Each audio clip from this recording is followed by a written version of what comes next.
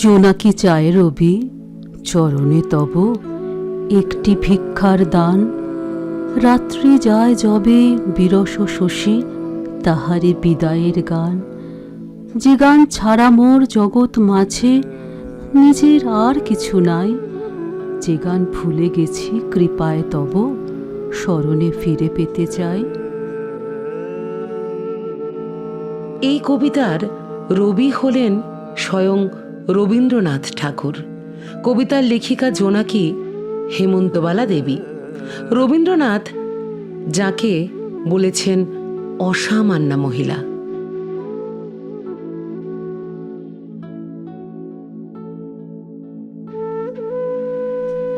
তুমি হঠাৎ হাওয়ায় ভেসে আসা ধন, তুমি হঠাৎ হাওয়ায়, তাই হঠাৎ পাওয়ায় চমকে ওঠে মন। তুমি হঠাৎ হাওয়ায় ভেসে আসা ধন, তুমি হঠাৎ হাওয়ায়।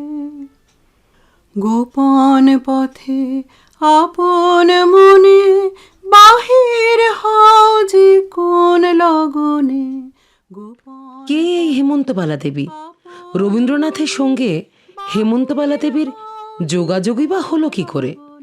বাংলাদেশের ময়মনসিংহের অন্তর্গত গৌরীপুরের সম্ভ্রান্ত রায়চৌধুরী পরিবারের বংশোদ্ভূত হেমন্তবালার জন্ম 9ই নভেম্বর 1894 উত্তর কলকাতার 26 নম্বর বেচু চ্যাটার্জি স্ট্রিটে।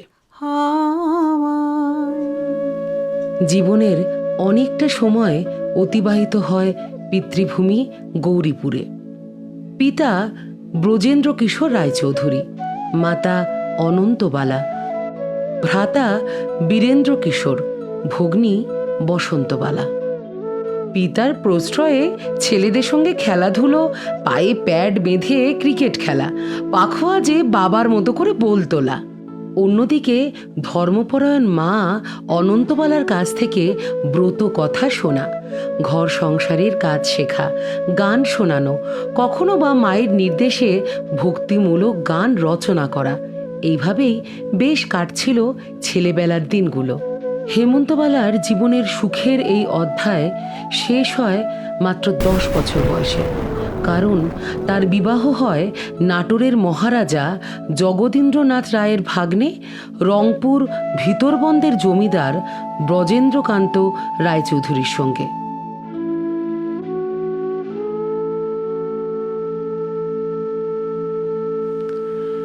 শ্বশুরালয়ে মহিলাদের লেখাপড়া, গান বাজনা নিষিদ্ধ। হঠাৎ করে পিত্রালয় থেকে সম্পূর্ণ বিপরীত দমবন্ধ পরিবেশে শ্বশুরবাড়িতে এসে হেমন্তবালা মানসিক অবসাদের শিকার হন। তবে বধূ পড়তে জানে বলে লক্ষ্মী মেয়ে, লক্ষ্মী বউ বা শিবনাথ শাস্ত্রীর মেজ বউ এই ধরনের বই পড়ার অনুমতি ছিল। শ্বশুরালয়ের কুলদেবতা মদনমোহন ও শ্যামসুন্দরের মানুষ সমান মূর্তি তাকে গভীরভাবে আকর্ষণ করে। সাহেবী পোশাক পরিহিত কলকাতার প্রেসিডেন্সি কলেজে পাঠরত কেতাদুরস্ত স্বামীকে ঠিক পছন্দ না হলেও তিনি যখন কলকাতা থেকে নানা রকম বই উপহার হিসেবে আনতেন, তখন সেগুলি খুব উপভোগ করতেন। অশ্বিনী কুমার দত্তের ভক্তিযোগ হেমন্তবালার কাছে শক্তির উৎস স্বরূপ ছিল। রবীন্দ্রনাথের গান তার কাছে নিছকই গান ছিল না, ছিল যাপন মন্ত্র। মাত্র 15-16 বছর বয়সের মধ্যে তিনি হরিবংশ, শ্রীমদ্ ভগবত চৈতন্য চরিতামৃত, শ্রীরামকৃষ্ণ কথামৃত ও নানা পুরাণ পড়েছেন। 1915 সালে পুত্র বিমলাকান্তের জন্মের সময় হেমন্তবালার সাথে শ্রীমা ও শ্রী ঠাকুর কিশোরানন্দ মহারাজের দেখা হয়। কিশোরানন্দ মহারাজ পুরীর চক্রতীর্থের সোনার গৌরাঙ্গ আশ্রমের প্রতিষ্ঠা করেছিলেন। শ্রী ঠাকুরের অপরূপ কান্তি ও তাঁর লেখা কবিতায় হেমন্তবালা আকৃষ্ট হলেন। মনে মনে তাকে অবতার রূপে কল্পনা করতে শুরু করলেন।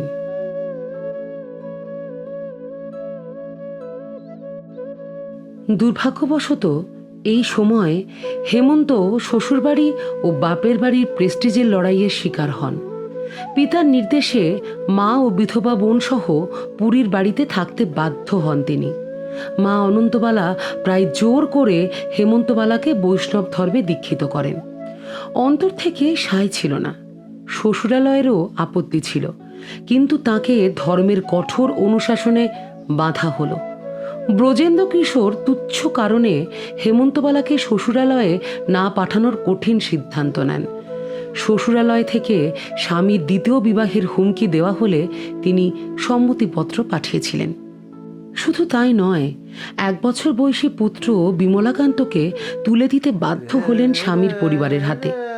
ক্ষতবিক্ষত হেমন্তবালা হয়ে গেলেন একা, নিঃসঙ্গ। সন্তানকে ভোলার চেষ্টায় ইষ্টদেবতা ও শ্রীগুরুর চরণে নিষ্ফল আত্মনিবেদন করার প্রচেষ্টায় এই সময় তিনি কিছুটা অস্বাভাবিক আচরণও শুরু করেছিলেন।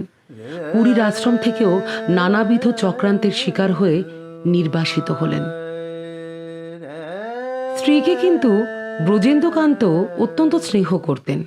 তাদের বিবাহিত জীবন অন্যের খেয়ালে সমস্যাদীর্ণ হচ্ছে, সেটা শিক্ষিত ব্রজেন্দ্রকান্ত বুঝেছিলেন। 1323 সালে তিনি হেমন্তবালাকে প্রথমে কাশী ও পরে কলকাতার রাজেন্দ্রলাল স্ট্রিটে নিয়ে আসেন। 1324 সালে জন্ম হলো কন্যা বাসন্তীর। কিন্তু তারপরেও দাম্পত্য জীবন সুখের হলো না হেমন্তবালার। আধুনিক মনস্ক স্বামী ও কঠোর ধর্মচারণে অভ্যস্ত স্ত্রীর মধ্যে মতবিরোধ উত্তরোত্তর বাড়তে থাকে। উপরন্তু ঠাকুর শ্রী শ্রী কিশোরানন্দের প্রতি তার অগাধ শ্রদ্ধা ও তার প্রয়াণে তাকে দেখতে যেতে না দেওয়াতে স্বামীর প্রতি হেমন্তবালার বিরাগ আরও বাড়ে। স্বামী স্ত্রীর মধ্যে দূরত্ব তৈরি হয়। হেমন্তবালা এই সময় মাঝে মধ্যে পুরীতে এবং বিশেষ করে ভুবনেশ্বরের বাড়িতে থাকতে যেতেন। পুরীর বাড়িটি বাবার তৈরি করা হলেও ভুবনেশ্বরের বাড়িটি নিজে দাঁড়িয়ে থেকে তৈরি করেছিলেন। ছোট্ট বাড়িটির নাম রেখেছিলেন স্বর্ণাচল। স্কুলের ছুটি পড়লেই নাতি নাতনিরা দিদিমার সঙ্গে ভুবনেশ্বরে দেখা করতে যেত। পুরীতে থাকতেন মাঝে মাঝে, ভুবনেশ্বরে থাকতেন মাঝে মাঝে।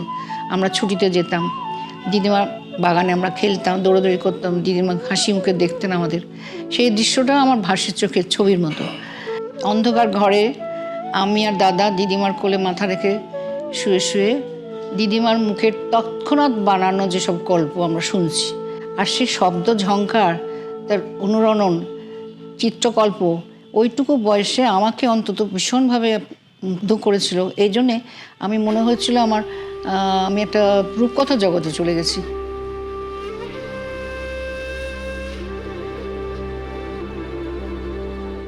জীবনের অস্থির কঠিন মুহূর্তে হেমন্তবালার হাতে আসে রবীন্দ্রনাথ ঠাকুরের নৌকাডুবি, যোগাযোগ ও শেষের কবিতা। যোগাযোগের কুমুদিনীর মধ্যে নিজের জীবনকেই যেন খুঁজে পেলেন হেমন্তবালা। শেষের কবিতা যেন তার স্বপ্ন ভাবনার প্রতিচ্ছবি। মানসিক অন্তর্দ্বন্দ্বে মরিয়া ও দিগ্বিদিক জ্ঞানশূন্য হয়ে একটু শান্তির প্রত্যাশায় তিনি কবিগুরুর শরণাপন্ন হতে চেয়েছিলেন। 1931 সাল 1337 বঙ্গাব্দ।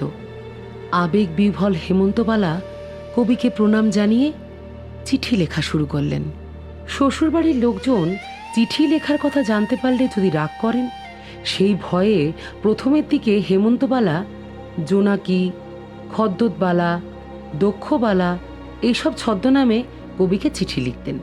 হেমন্তবালা দেবীর কিছু চিঠি তখনকার দিনে যারা সংগ্রাহক ছিলেন তাদের কাছে মনে হয়েছে যে এগুলো রবীন্দ্রনাথের উপযুক্ত নয়। সেই জন্য সেই চিঠিগুলো সমস্ত বাতিল চিঠি বলে একটি বিশেষ ফাইল বন্দি করে রাখা হয়েছিল।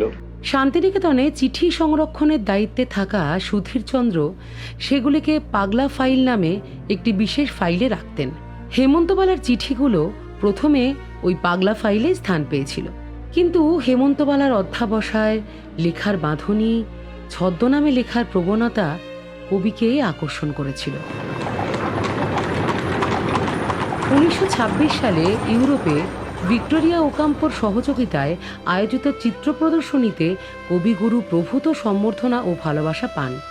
ইউরোপের বিদগ্ধ মানুষদের, বিশেষত ভিক্টোরিয়া ওকাম্পোর সুখস্মৃতি নিয়ে কবি স্বদেশে ফেরেন। কিন্তু দেশবাসীদের বিভিন্ন বিষয়ে তাকে নিয়ে সমালোচনা, নিন্দা, উৎসারটনা ও ব্যবহারিক শৈথিল্যে কবি মর্মাহত হন।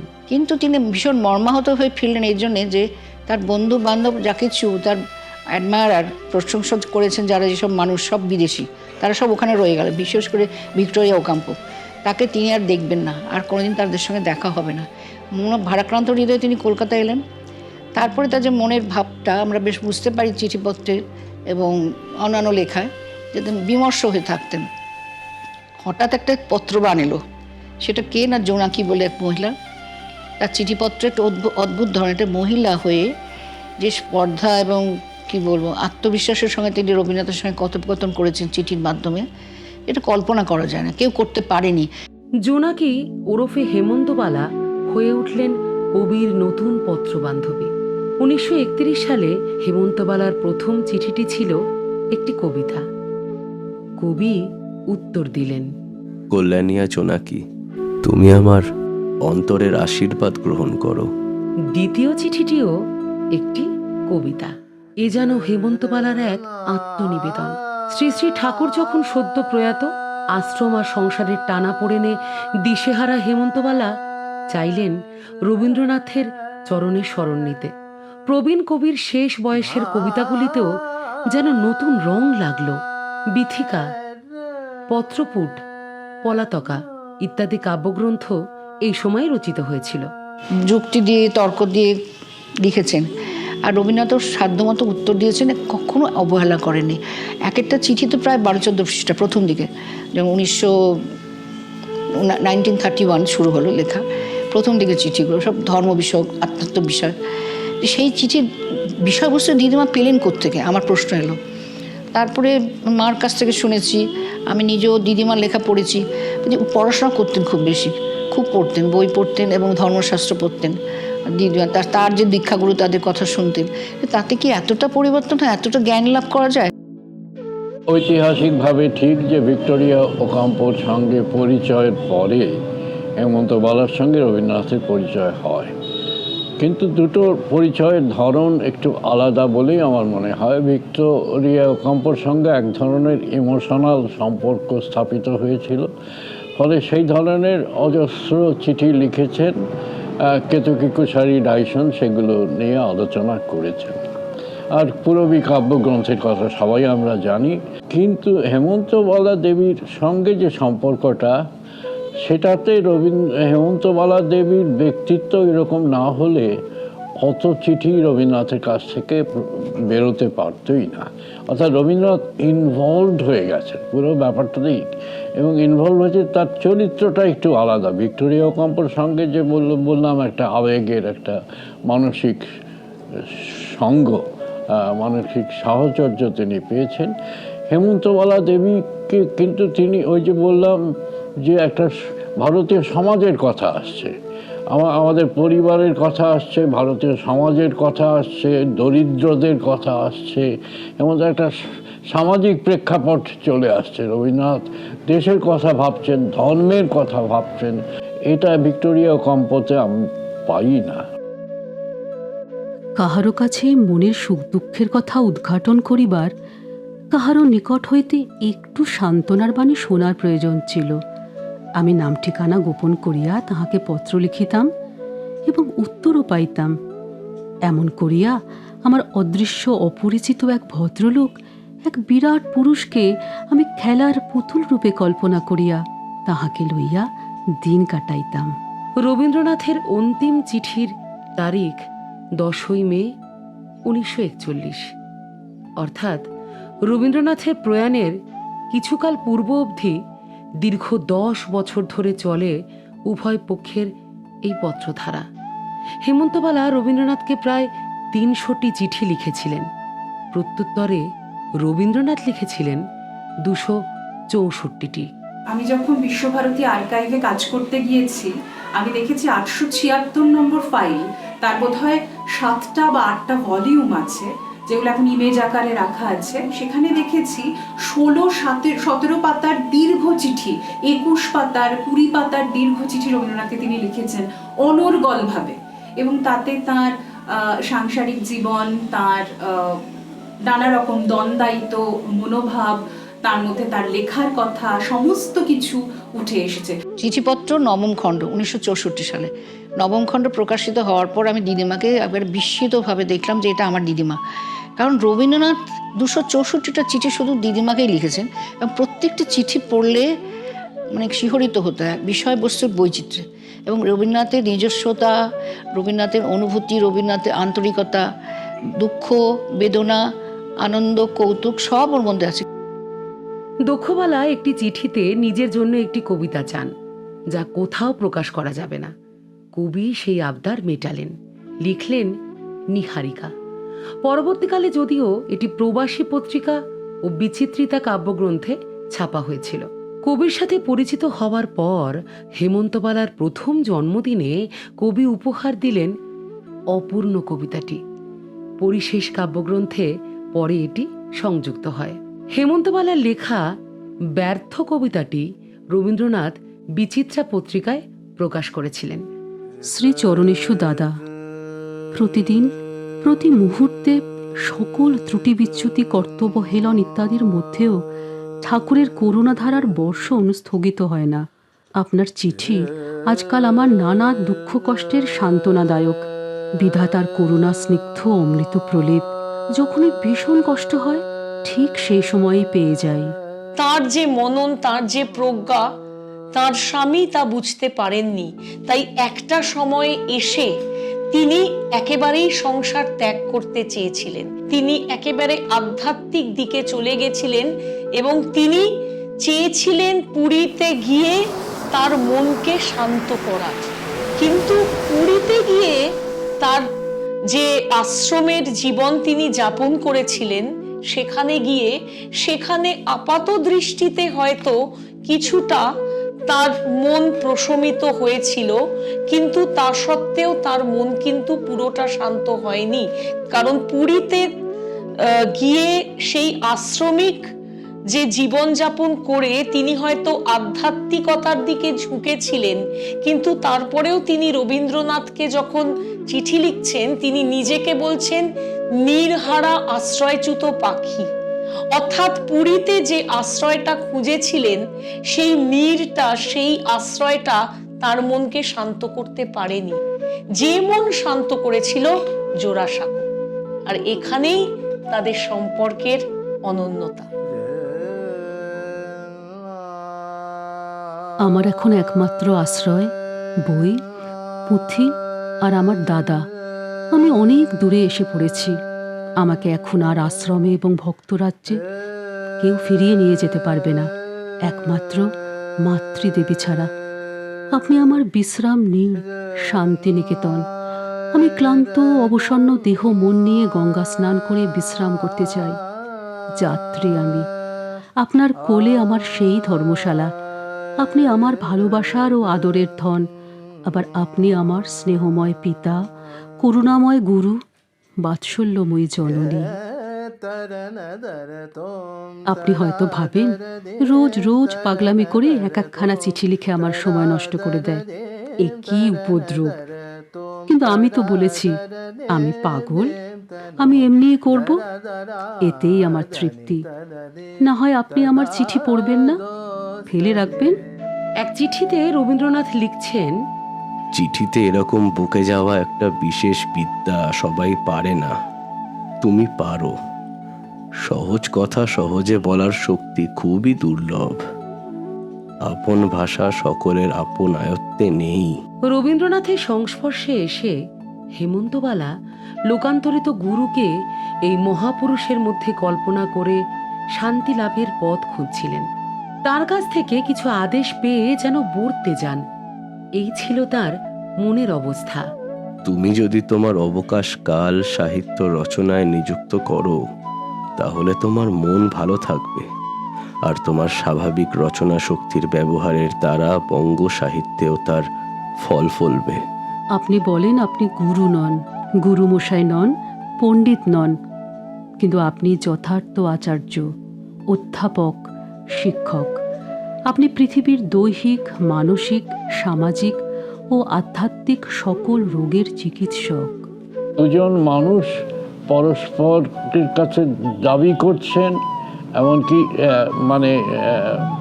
রবীন্দ্রনাথ কখনো কখনো তিরস্কারও করছেন হেমন্তবালা দেবীকে, সেটাও আমি দেখেছি, যেটা খুব কম মহিলার ক্ষেত্রে তিনি করেছেন। ফলে হেমন্তবালা দেবী যে রবীন্দ্রনাথের কাছে একজন স্পেশাল পত্রপ্রাপিকা হয়ে উঠেছিলেন, সেটা আমার মনে হয়েছে, সকলেরই মনে হবে। শুধু চিঠিপত্রতেই আর থেমে থাকলো না মন, সাক্ষাৎ হলো বারবার ঠাকুর বাড়িতে।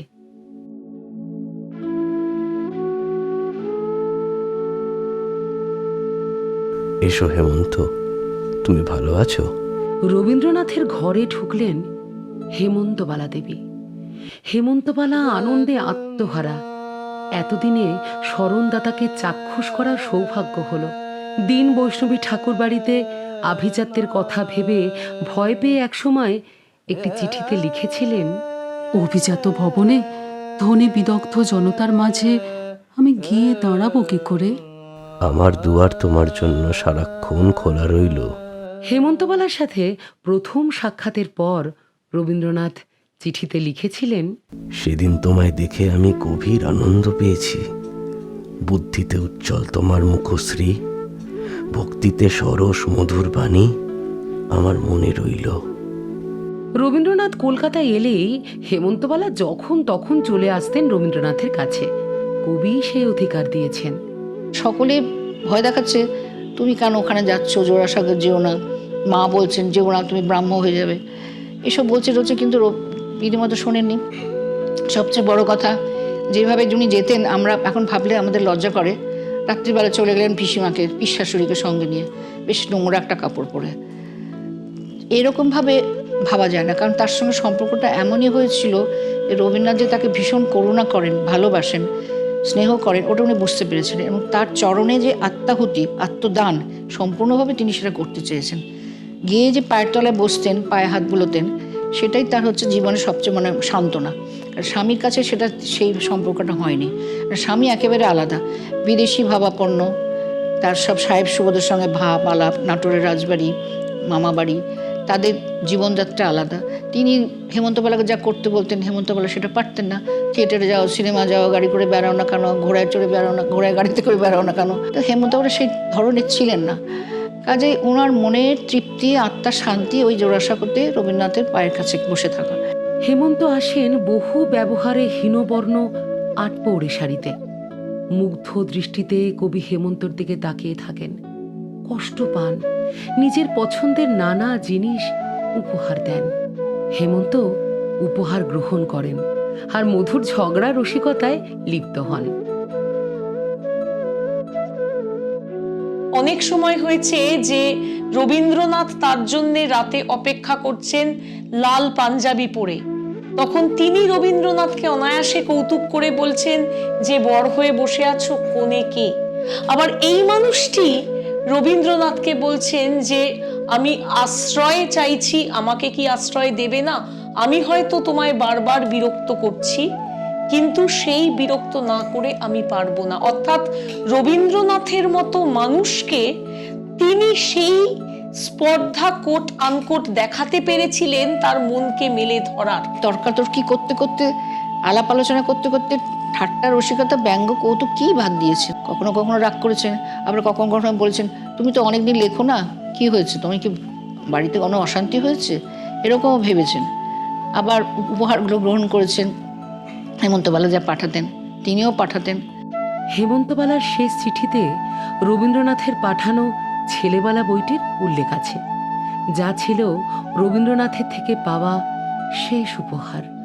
যদিও আসল উপহার ছিল সহস্রাধিক অক্ষর, যা দুটি মনকে বিনি সুতোর মালায় গেঁথেছিল। হেমন্তবালার কোনো প্রথাসিদ্ধ শিক্ষা ছিল না। হেমন্তবালার বুদ্ধিদীপ্ত রচনা, বিভিন্ন বিষয়ে আলোচনা করার অপরিসীম ক্ষমতায় কবি রীতিমতো বিস্মিত হতেন।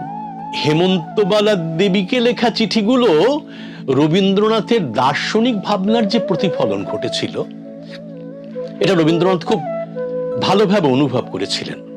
সেই জন্য হেমন্তবালা দেবীর কাছ থেকে উনি চিঠিগুলো চেয়ে নিলেন। সেই চিঠিগুলো প্রবাসীতে ধারাবাহিকভাবে প্রকাশও করলেন। সুতরাং এবং সেই চিঠি খুব একটা উনি সম্পাদনা করেননি। সুতরাং চিঠির মধ্যে যদি আমরা ওই তথাকথিত নারী পুরুষের একটা সম্বন্ধ খোঁজার চেষ্টা করি, তাহলে কিন্তু এই পত্র প্রকাশটা তার একটা বিপরীতার্থক কারণ হিসেবে দাঁড় করানোই যেতে পারে। চিঠিগুলিতে শুধু ভাবাবেগের প্রকাশ থাকতো না, থাকতো বিতর্ক ও সুস্থ মত বিনিময়। দার্শনিক রবীন্দ্রনাথ তখন এবং কবি রবীন্দ্রনাথ, এই দুটোর মধ্যে একটু পার্থক্য আছে। যখন দর্শন, তার ফিলসফি যখন প্রতিষ্ঠিত হচ্ছে, সেখানে তার নারী ভাবনার সঙ্গে হেমন্তবালা দেবীর নারী ভাবনার অনেকটা মিল আছে। কারণ হেমন্তবালা দেবী এই তথাকথিত নারী যে শাসন ছিল, যে বন্ধন ছিল, তাকে একক প্রচেষ্টায় খুব অন্তর্গত বিপ্লবী ভাবনায় অতিক্রম করেছেন। এটা রবীন্দ্রনাথের কাছে অবশ্যই সম্মাননীয়। রবীন্দ্রনাথ এটাকে অবশ্যই সম্মান জানিয়েছেন। কিন্তু যে নারীদের সহজাত কতগুলো বোধ, পুজো আর্চা, গুরুবাদ, এখানে আবার রবীন্দ্রনাথ হেমন্তবালা দেবীকে রেয়াত করেননি। রবীন্দ্রনাথ যে ক্রোধ প্রকাশ করতে পারেন তা হেমন্তবালা বলেই বোধহয় লেখার স্পর্ধা দেখাতে পেরেছিলেন। হেমন্তবালা দেবীর সবচাইতে যেটা ইন্টারেস্টিং আমার মনে হয়, সেটা হচ্ছে সবাই রবীন্দ্রনাথ সম্পর্কে স্মৃতিচারণায় সব অসাধারণ সব কথা বলেছেন। হেমন্তবালা দেবীর বিশেষ বিশেষত্ব হচ্ছে তিনি রবীন্দ্রনাথ যে ক্রোধান্বিত রবীন্দ্রনাথ যে ভয়ঙ্কর ক্রোধ করতে পারেন, এবং সেই ক্রোধের প্রকাশ হয়, এটা বোধহয় হেমন্তবালা দেবীর লেখা না থাকলে রবীন্দ্রনাথ সম্পর্কে, ব্যক্তি রবীন্দ্রনাথ সম্পর্কে এতটা জানা যেত না। এটা হচ্ছে হেমন্তবালা দেবীর চিঠিতে সেইটা নাই, কিন্তু তার যে স্মৃতিচারণা আছে, সেই স্মৃতিচারণা থেকে আমরা এগুলো জানতে পারি। যদি সেই স্মৃতিচারণা এবং চিঠিগুলো যদি পরিপূরক হয়, তাহলে এটা আমাদের অতিরিক্ত পাওয়া হিসেবে ধরে নিতেই হবে। হেমন্তবালার রবীন্দ্রনাথকে লেখা চিঠিগুলি বাংলা সাহিত্যের এক অমূল্য সম্পদ। তোমার চিঠি থেকে তোমার লেখা কিছু চুরি করতে ইচ্ছা করে, হয়তো কোনোদিন তা করব। হেমন্তবালা দেবী রবীন্দ্রনাথ সম্পর্কে কতগুলো পয়েন্ট লিখেছেন। প্রথমটা হচ্ছে অতিরঞ্জনে প্রকাশশীল রবীন্দ্রনাথ।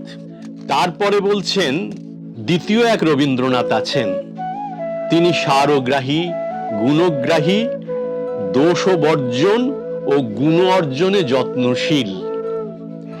তৃতীয় এক রবীন্দ্রনাথ, যিনি সুকোমল ও সুকুমার, স্পর্শকাতর, অকৃত্রিম, সরল, প্রীতি স্নেহানুরক্ত, বিশ্বপ্রেমিক, প্রকৃতি প্রেমিক।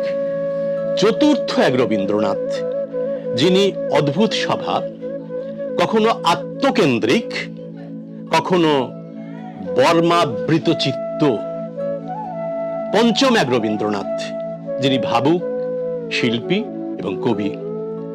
ষষ্ঠ এক রবীন্দ্রনাথ, নিতান্তই পারিবারিক, স্নেহার্দ্র হৃদয়, শোক দুঃখ কাতর, স্নেহপাত্রের কল্যাণকামী। সপ্তম এক রবীন্দ্রনাথ, বিভিন্ন পন্থী সাধকগণের সাধনার সার সংগ্রহে এক অভিনব সংস্করণ।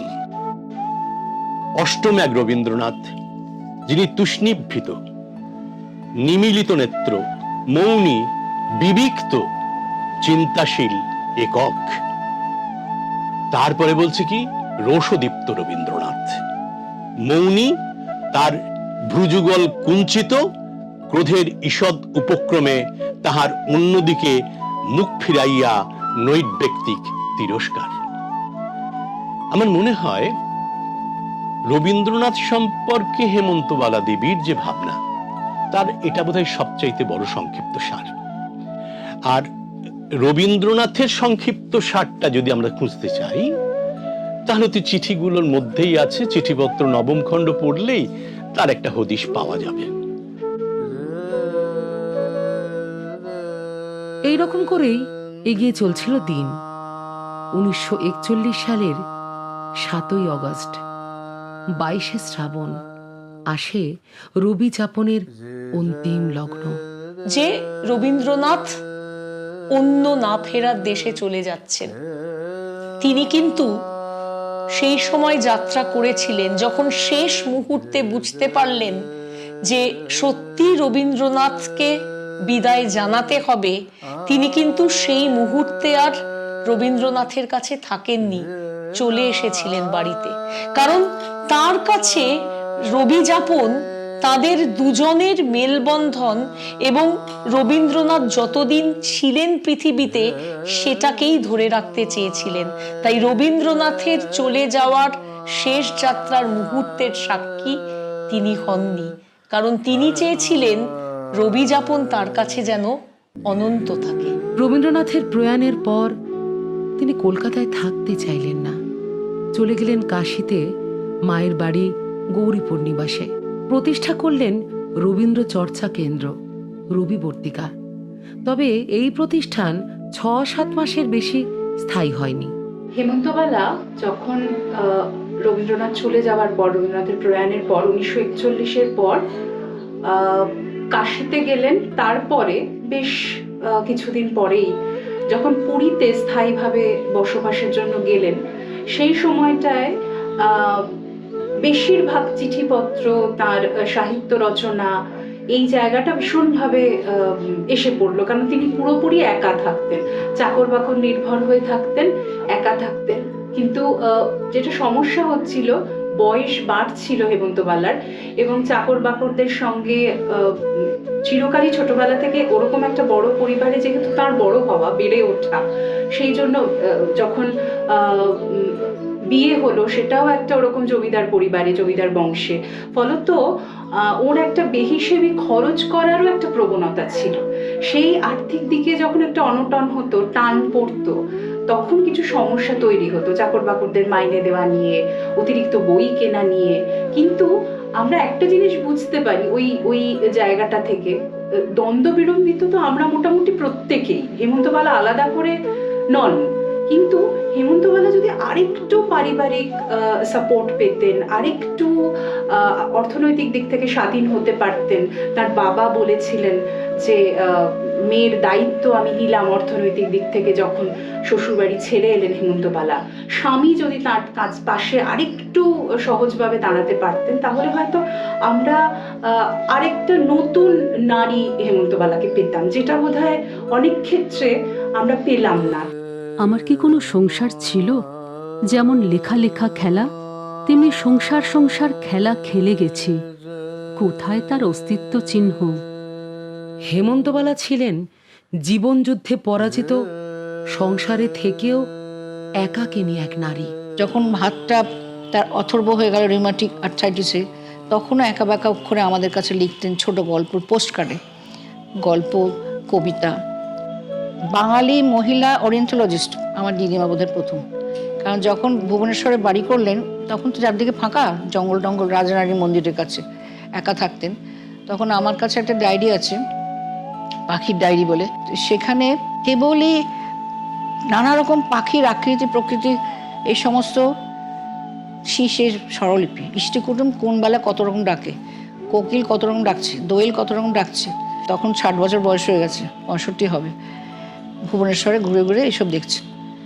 যেমন তিনি উড়িয়া বাচ্চা কাচ্চাদের সঙ্গে গল্প করতেন, ওই কাজের লোকদের বা পাড়ার, তেমনি পাখি, পশু পাখি, বন জঙ্গল, এসবও দেখছেন। তো এগুলো প্রভাব তার নিজের মধ্যেই ছিল, তার চারিত্র্যের মধ্যে। কিছুটা রবীন্দ্রনাথের কাছ থেকে পেয়েছেন নিশ্চয়ই, রবীন্দ্র সাহিত্য থেকে পেয়েছেন। 1975 সালের দেশ পত্রিকায় প্রভাত চন্দ্রগুপ্তর স্মরণদাতা রবীন্দ্রনাথ ও হেমন্তবালা দেবী, এই গ্রন্থ থেকে রবীন্দ্রনাথকে লেখা 8টি চিঠি ধারাবাহিকভাবে প্রকাশিত হওয়ায় সোনার গৌরাঙ্গ মন্দির দর্শনে এসে বহু পাঠক হেমন্তবালা দেবীকে দেখতে আসতেন। এতে মন্দির কর্তৃপক্ষ যেমন অসন্তুষ্ট হতেন, তেমনি শয্যাশায়ী হেমন্তবালা দেবীও বিরক্ত হতেন। সুস্থ থাকাকালীন যে চিঠি সেকেলে বলে পরিত্যক্ত ছিল, সেটাই মৃত্যুশয্যায় তার দুর্ভোগের কারণ হয়।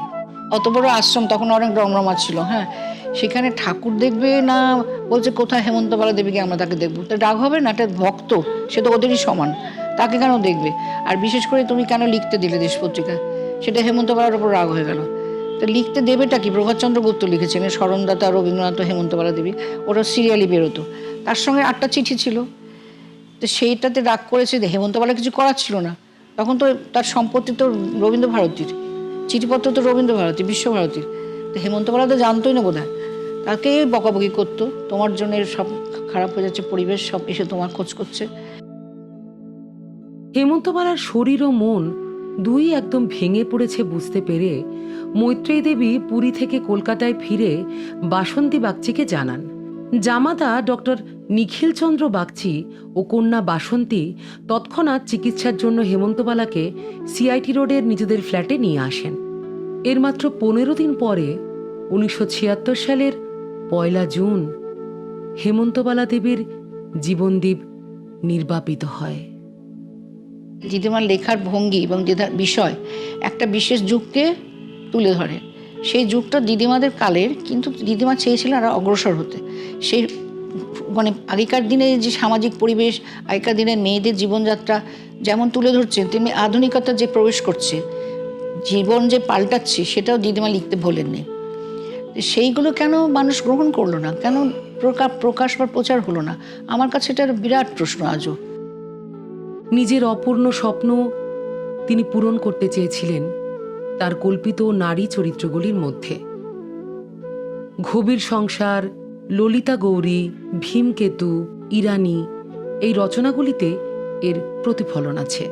যে হেমন্তবালার যে জীবন, যে সনাতনী অন্তঃপুরিকা ভক্তিমতী নারী হিসেবে তাকে আমরা পেয়েছি, সেই নারীর ভেতরকার যে রূপটা তিনি যে লিখতে পারেন, এবং সেটা যে বেশ আকর্ষণীয় কতগুলো লেখা আছে, তার পরিণতি, তার জীবনের প্রভাব, তার মধ্যে রবীন্দ্রনাথের স্মরণ নেবার পর রবীন্দ্রনাথের প্রভাব, তার জীবনে তার গুরুদেব শ্রী শ্রী কিশোরানন্দের প্রভাব, এই সব কিছুই কিন্তু এই রচনাগুলোর মধ্যে রয়েছে। হেমন্তবালার যারা নারী চরিত্র তারা ভীষণ শক্ত সমর্থ, বরং যারা নারী তারা নিজেরাই নিজেদের মতন করে রোজগার করার কথা ভাবেন, তারা নিজেদের পায়ে দাঁড়াতে চান, স্বাবলম্বী, এবং নিজের মত, যেটা অনেক ক্ষেত্রে হেমন্তবালার জীবনে হেমন্তবালা নিতে পারেননি, চরিত্রগুলোর মধ্যে সেইগুলো আমরা তার একটা প্রকাশ আমরা দেখতে পাই।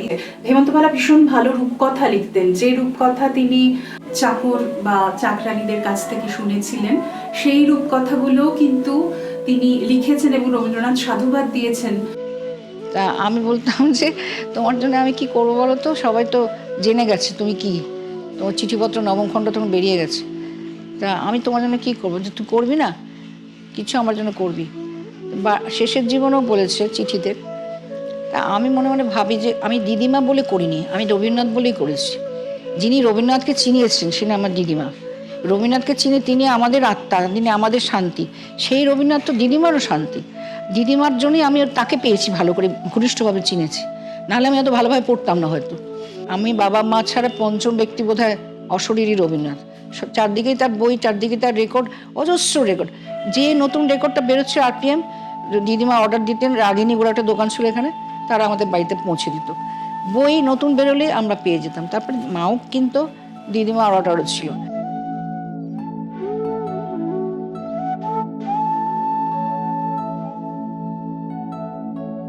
এই যে নবম খণ্ড, প্রথম খণ্ড যখন বেরোলো, প্রথম সংস্করণ, তাতে অনেক জায়গায় বর্জিত ছিল, ফাঁকা। বর্জিত মানে মানে কোনো কোনো জায়গায় তোলাহানি ছাপায়। তখন আমাকে অনেকে প্রশ্ন করেছে, যেমন অলোক রঞ্জন বসু চৌধুরী, বলছে আপনি একটা করুন না, আপনার কাছে নিশ্চয়ই একটা কপি আছে যেখানে সব ফাঁকাগুলো ভরা। হ্যাঁ, আমার মামার আছে। তাহলে প্লিজ আপনি একটা ওই অবর্জিত, যেগুলো বর্জিতকে ভরে দিয়ে আমাদের কাছে পাঠান, মানে ওনার কাছে। আমি যে কোনটা চান বলুন, আমি পাঠাবো। তো কয়েকটা চিঠি আমি এভাবে ভরে দিয়েছিলাম, যে ফাঁকা জায়গাগুলো। তারপরে যখন দ্বিতীয় সংস্করণ হলো, কোনো চিঠিপত্র কিন্তু সংস্করণ হয়নি, এই নবম খণ্ডেরই হয়েছে। হেমন্তবালা দেবী আর রবীন্দ্রনাথের সম্পর্কটা ততটা পরিচিতি পায়নি, কারণ এর আগে যে সমস্ত রবীন্দ্রনাথের সহচরীরা ছিলেন তাদের অন্য একটা পরিচিতি ছিল। শুধু নয়, তাদের যে সাক্ষাৎ সেটা অনেকটাই মানুষজন জানতেন। কেউ ছিলেন তার পারিবারিক দিক থেকে অনেকটাই যুক্ত, যেমন রানু বা আন্না তারখার শুরুতে এবং ভিক্টোরিয়া ওকাম্পোর ক্ষেত্রেও ভিক্টোরিয়া ওকাম্পোর বাড়িতে দীর্ঘদিন রবীন্দ্রনাথ নিজে ছিলেন, তাই সেইভাবে বলতে গেলে হেমন্তবালা দেবীর উদ্যোগে সেভাবে কিছু প্রয়াস পাওয়া যায়নি।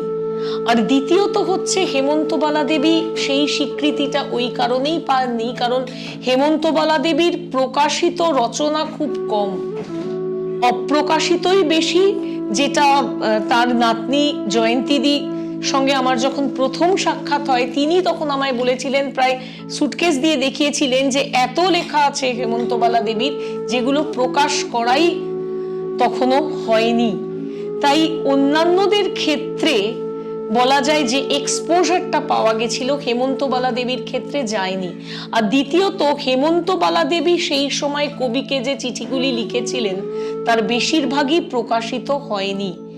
তার কিছু প্রকাশিত হয়েছিল রবীন্দ্র ভারতী বিশ্ববিদ্যালয় থেকেই কবিকে লেখা চিঠি, কিন্তু বেশিরভাগ ক্ষেত্রেই প্রকাশিত না হওয়াতে রবীন্দ্রনাথের সহচরী হিসেবে তার যে প্রজ্ঞা, তার যে বুদ্ধি, সেই জায়গাটা ভিক্টোরিয়া ওকাম্পো বা রানু যতটা সাধারণ মানুষের কাছে পরিচিত, হেমন্তবালা দেবী ততটা নন।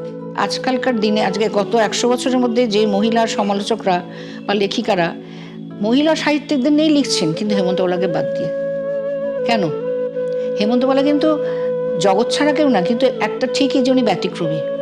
অন্য সব লেখিকার থেকে উনি ব্যতিক্রম জীবন, ব্যতিক্রম ভাবনা, সেটা কি সহ্য করতে পারলেন না কেউ? সেটা নিয়ে লেখার কোনো প্রয়োজন বোধ করলেন না। আর আমাকেই লিখতে হলো, ওনাকে নিয়ে আমি লিখিনি বেশি, আমি চিঠিপত্র নিয়ে লিখেছি। তো সে তার বিষয়ে লেখার কিন্তু কেউ নেই। লিখতে পারতেন মৈত্রী দেবী, উনি খুব শ্রদ্ধা করতেন আমার দিদিমাকে। তা এই যে এত দিন চলে গেল, একটা বই বেরোলো না, একটা লেখা ছাপা হলো, সেটা অগোচরে রয়ে গেল।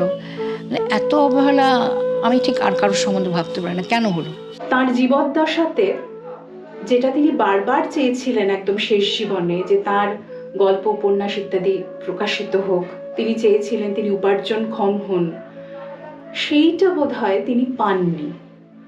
আরেকটু দরদ, হেমন্তবালার সঙ্গে রবীন্দ্রনাথের যে পত্রমিতালি, সেইগুলো ছাড়িয়েও তার স্বকীয়তা, তার নিজস্বতা, তিনি যে লিখতে পারেন, এবং সেই সময়ে দাঁড়িয়ে নিরুপমা দেবী, অনুরূপা দেবী, গিরিবালা দেবী, শৈলবালা ঘোষজায়া, যারা তার সমকালীন, তারা যেখানে নিজেদের লেখা প্রকাশ করে উপার্জন করছেন, সেই সময়ে দাঁড়িয়ে তিনি তার লেখা প্রকাশ করতে পারছেন না, উপার্জন করতে পারছেন না। এটা তার কাছে একটা ভীষণ আক্ষেপের জায়গা ছিল, এবং সেটা নিয়েই তিনি চলে গেছেন।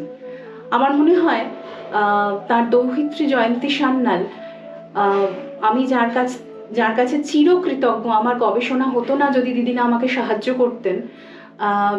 যদি একটু এই জয়ন্তীদির হাত ধরেই আরও কিছু গল্প উপন্যাস, যেটা সত্যি সত্যি প্রকাশিত হয়েছে এরপরে, যা তিনি দেখে যাননি, বোধহয় তিনি কোথাও, আমরা জানি না যে এই যে একটা অবগুণ্ঠনের আড়ালেই রয়ে গেলেন, তাকে যে খুব একটা কেউ চিনলো না, জানলো না, এইটা একটা আক্ষেপ। এটা বোধহয় হেমন্তবালার থেকেও ছাড়িয়ে গেছে জয়ন্তীদির মধ্যেও, এবং আমিও গবেষক হিসেবে আমারও এটা জায়গা, যে বলার জায়গা, দুঃখের জায়গা, যে সত্যি এরকম একজন নারী যাকে নিয়ে মানবী বিদ্যা চর্চার একটা বড় জায়গা তৈরি হতে পারত। আর দিদিমার যে বইগুলো আমরা বার করতে পেরেছি, যারা প্রকাশক নিজেরা আগ্রহ করে নিয়েছি, রূপকথাই বলো, এটাই দুঃখ যে তোমরা যদি বলো যে বিজ্ঞাপনের টাকা আমি দেবো, তা চাও আমি দিচ্ছি, সেটাও করে না। দিদিমাকে কেউ জানলো না, এটাই আমার দুঃখ। হেমন্তবালা দেবীর চিঠিগুলো একটা প্রখ্যাত দলিল হয়ে আছে রবীন্দ্র চর্চার প্রেক্ষিতে। 1 নম্বর, রবীন্দ্র যখন 2 বোন উপন্যাস লিখলেন, সেই 2 বোন উপন্যাস নিয়ে অনেক চিঠি এলো। রবীন্দ্রনাথ নিজে 2 বোন শিরোনাম দিয়ে পত্রিকায় লেখা লিখলেন। ইতিমধ্যে হেমন্তবালা দেবীর সঙ্গে অনিন্দিতা দেবীর এই 2 বোন নিয়ে কিছু চিঠি চালাচালি হয়। সেই চিঠিগুলো সম্পূর্ণ হেমন্তবালা দেবী রবীন্দ্রনাথের কাছে পৌঁছে দেন। রবীন্দ্রনাথ পড়লেন, কিন্তু কোনো উত্তর লিখলেন না, শুধু উত্তরে এক জায়গায় বললেন অনিন্দিতা দেবী পুরুষ বিদ্বেষী। সুতরাং যদি কেউ দুই বোন উপন্যাস নিয়ে চর্চা করে বা দুই বোন উপন্যাসের রচনার বিষয় যদি কারুর গবেষণার বিষয় হয়, তাহলে হেমন্তবালা দেবীর চিঠি অবশ্যম্ভাবী, খুব প্রয়োজনীয়। কারণ দুই বোন সম্পর্কিত উপন্যাসের বহু কথা আমরা হেমন্তবালা দেবীর চিঠির মারফতই জানতে পারছি। দ্বিতীয় বিষয়, আমরা জানি শনিবারের চিঠি সজনীকান্ত, রবীন্দ্রনাথের সঙ্গে তার একটা অত্যন্ত বিরোধ। সজনীকান্ত হেমন্তবালা দেবীর প্রতিবেশী এবং রবীন্দ্রনাথের কাছ থেকে যে সমস্ত উপহার পেয়েছেন, তার জব্বা অমুক তমুক, সেগুলো হেমন্তবালা দেবী আবার রেখেছেন সজনীকান্তের কাছে। রবীন্দ্রনাথ যখন জানতে পারলেন, তখন হেমন্তবালা দেবী ভাবলেন এতে বোধহয় রবীন্দ্রনাথ রুষ্ট হয়েছেন।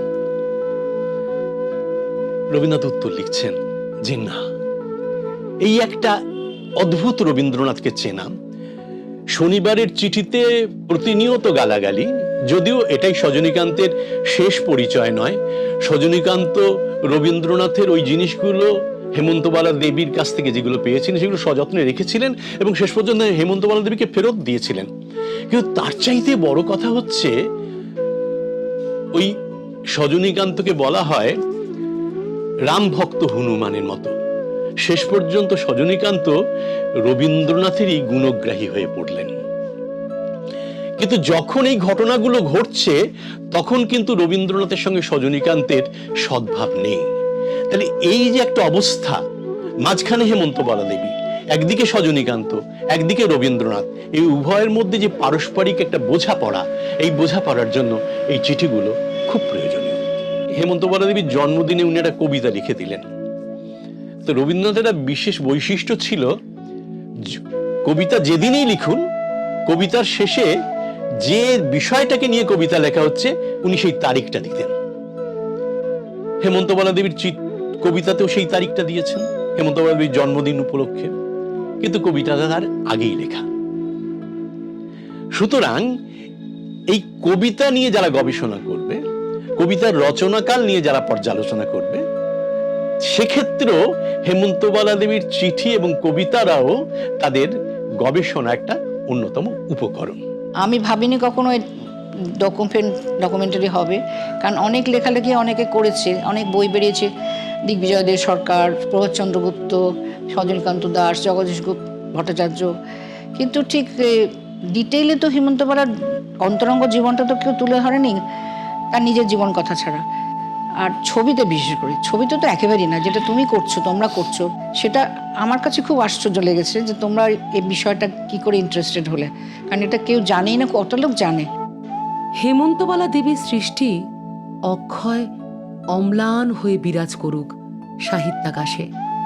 সাহিত্যানুরাগী প্রবীণ তথা নবীন প্রজন্ম পান করার সুযোগ পাক হেমন্তবালা দেবীর সাহিত্য সুধা অমৃতের।